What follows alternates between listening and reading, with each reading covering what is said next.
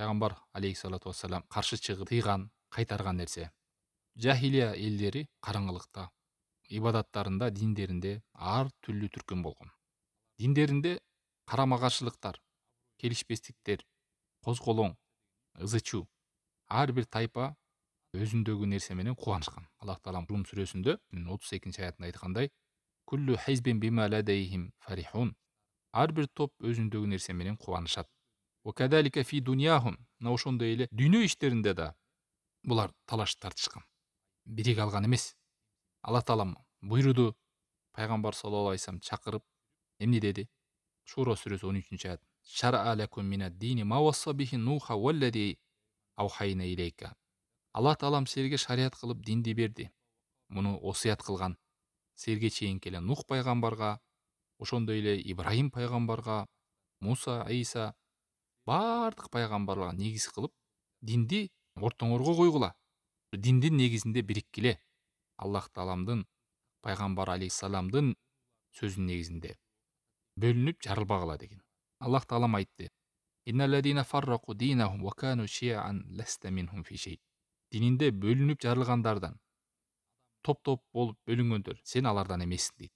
Аллах таалам бизди тыйды аларга окшошууну, бөлүнүп жарылгандардан болбогула. Пайгамбар алейхиссалату вассалам тыйды.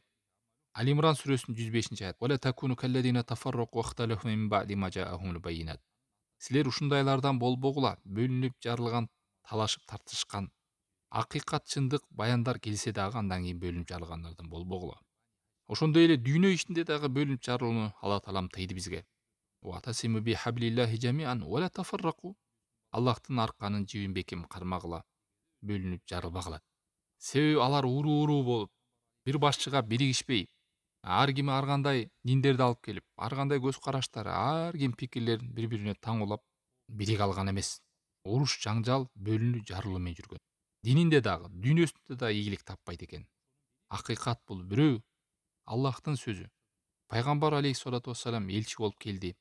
Мына ушунун негизинде биригиш керек экен. Пайгамбарлардын бардыгына ушул нерсени буйруган экен Алла таалам. Чындыкка бириккиле, бөлүнүп жарылбагыла.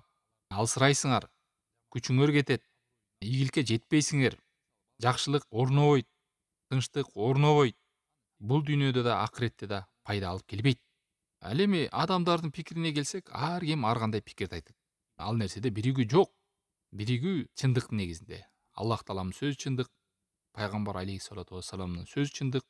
Мына ушунун негизинде биригүү болот. Ал эми алар болсо бөлүнүп жарылууда, мына ушул нерсени пайгамбар алейхиссалату вассалам тыйган. Жахилиянын экинчи бөлүгү. Мисалы, ошол эле жөөттөр менен христиандар. Булар акыйкаттан эмес дейт, тигилер булар акыйкаттан эмес дейт. Мушриктер.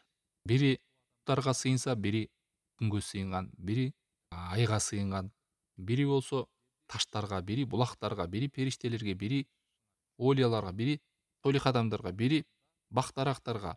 Мына ушинтип бөлүнүп жарылуу болгон. Жахилиянын абалы.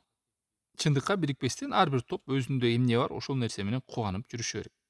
Аллах таалам да Куранда 31-32 Рум сүрөсүндө: "Ва ла такуну минал мушрикин, миналлазина фаррaqu динахум ва кану ши'a". Силер мушриктердей болбогула. Алар дининде бөлүнүп жарылган, топ-топ болуп кеткен. Канча деген аят. Ушунун бардыгы эмнеге? Чындыкка биригүүгө, Аллах тааламдын китебине, пайгамбар алейхиссалату вассаламдын жолуна биригүүгө чакырат. Мына ушул чындыкка бирикпегендиктен мурунку коомдор бөлүнүп жарылып алсырап, эч кандай ийгиликтерге жеткен эмес. Жакшылык жолдо боло алган эмес. Адамдардын пикири ар башка. Пайгамбар алейхиссалату вассалам абалдарын көрүп каршы чыккан. Эми биригүү эмне негизинде? Биригүү Ниса сүрөсүнүн 59-аятында Алла таалам айткандай: "Фа ин таназатум фи шейин фаруддуху илаллах ва расул ин кунтум ту'минуна биллахи вал яумил ахир". Эгерде силер талашып тартышып кетсеңер, анда Аллахка, Аллахтын элчисине кайтаргыла. Эгер силер чын эле Аллахка жана акыретке ишенсеңер. Момун мусулман адам талаш тартышында Аллахка жана пайгамбар алейхиссалату вассаламга кайтат.